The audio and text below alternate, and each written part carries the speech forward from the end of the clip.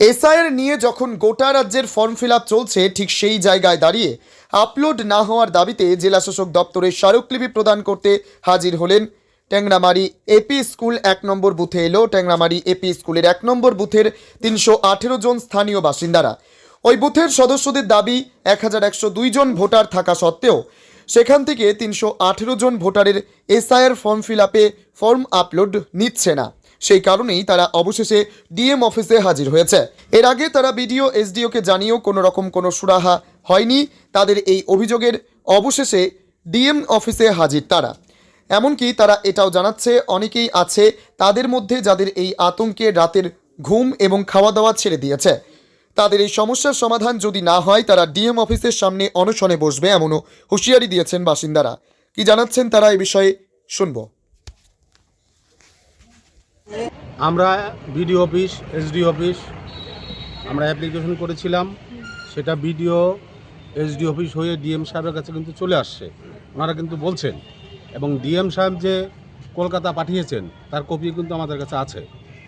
এইবার প্রথম সমস্যাটা হচ্ছে, এখন আমাদের অনলাইনে ঠিক 1102 ভোটার চলে আসছে, কিন্তু সমস্যা হচ্ছে যখন এসআইআর ফর্ম যখন আপলোড করতে যাচ্ছে নো রেজাল্ট ফাউন্ড দেখাচ্ছে, নট ফাউন্ড দেখাচ্ছে, মানে লোড হচ্ছে না।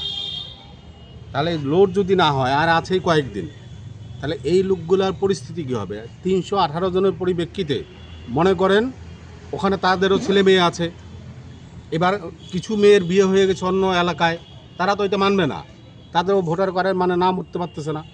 এইটা বিশাল একটা সমস্যা। আমাদের দাবি হচ্ছে যে আমরা যাতে আপলোডটা করতে পারি, এটাই হচ্ছে মেন দাবি। শান্ত সরকার। কোন এলাকা? কোন এলাকা? আপনাদের ঠিকানা বলবেন? এলাকা ট্যাংরামারি।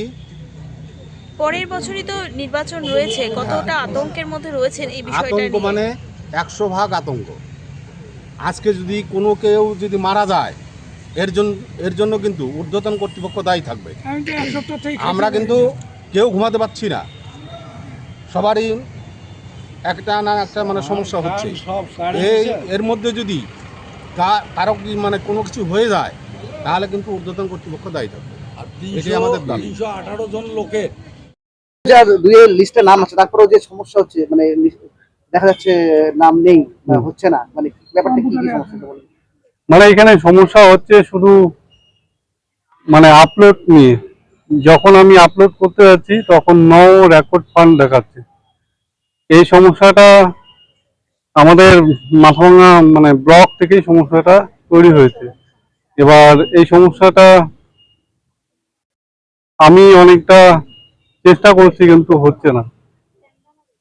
এসডিও 2002 নেই, নাম নেই? হ্যাঁ, অবশ্যই আছে, 2002 সালে অবশ্যই নাম আছে, কিন্তু আমি এসডিও বিডিও সাহেবদের সবাইকে জানানো হয়েছে ব্যাপারটা। ওনারা বলছে আশা দিচ্ছে, আসার পর আশা দিয়ে যাচ্ছে। এবার এই ফর্ম ফিল আপের ডেটটা মানে সময়সীমাটা শেষের দিকে। এখন এই কাজটা সম্পূর্ণ করতে না পারলে আমারও একটু প্রেশার। আর আমি চাই দ্রুত তাড়াতাড়ি এই সমস্যাটা সমাধান হোক। আপনি কে, মানে আপনার আমি অমিত সিং, মানে ট্যাংরামারি এপি 1 নম্বর বুথের হচ্ছে বিওলো। আমরা হলাম মাথাভাঙ্গা বিধানসভার 1 নম্বর বুথের নির্বাচক, সব মানে ভোটার। কি নিয়ে আপনারা আজকে ডিএম অফিসে এসেছেন, কি আর্জি নিয়ে? আমাদের মূল কথা হচ্ছে যে ওই বুথে 2002 সালে যে ভোটার তালিকা আছে, সেই ভোটার তালিকার মোট সংখ্যা হচ্ছে 1102। সেই 1102 কিন্তু এখন কিন্তু অনলাইন হচ্ছে ঠিকই, কিন্তু পূর্ণাঙ্গভাবে সব আপলোড হচ্ছে না। কিছু অংশ দেখা যাচ্ছে মাঝখানে আমাদের নাম কিছু আউট হয়ে গেছে। সেই আউটটা কিন্তু এরা কী করলো, মাঝখানে আমরা বিডিও এসে বিএসডিও এসে ডেপুটেশন দিলাম এবং প্রেয়ার দিয়েছি, তারা বললো যে হয়ে যাবে। আচ্ছা, সেই হওয়াটা হলো কি, অনলাইনে দেখা যাচ্ছে তারা মানে প্রথম এফিডেভিট করলো আর কি, করার পরে তারপরে অনলাইনে এরা দিল ঠিকই। আমরা সেইভাবে অনেকেই মানে সেই এসআইয়ের ফর্মগুলি ফিল আপ করেছি, কিন্তু সেই ফিল আপ করলে কী হবে, কিন্তু দেখা যাচ্ছে এখন সেটা আপলোড হচ্ছে না। এটাই হচ্ছে আমাদের মূল দাবি, যে কেন আমাদের এটাও আপলোড হচ্ছে না।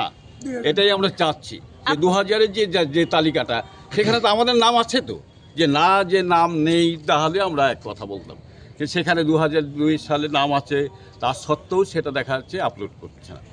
এই যে আপলোড আমরা হচ্ছে না, চাচ্ছি ওইটাই আপলোড করতে হবে আপলোড, কারণ এরকম আমাদের যে কতজন লোক আছে? হ্যাঁ? কতজন লোক আছেন আপনারা? আমরা এখন আমাদের বাদ পড়ে গেছে 318 জন 2002 সালের, কিন্তু এটা এটা একই বুথের নাকি আলাদা আলাদা? একই বুথের। আপনারা সবাই কি একই বুথে?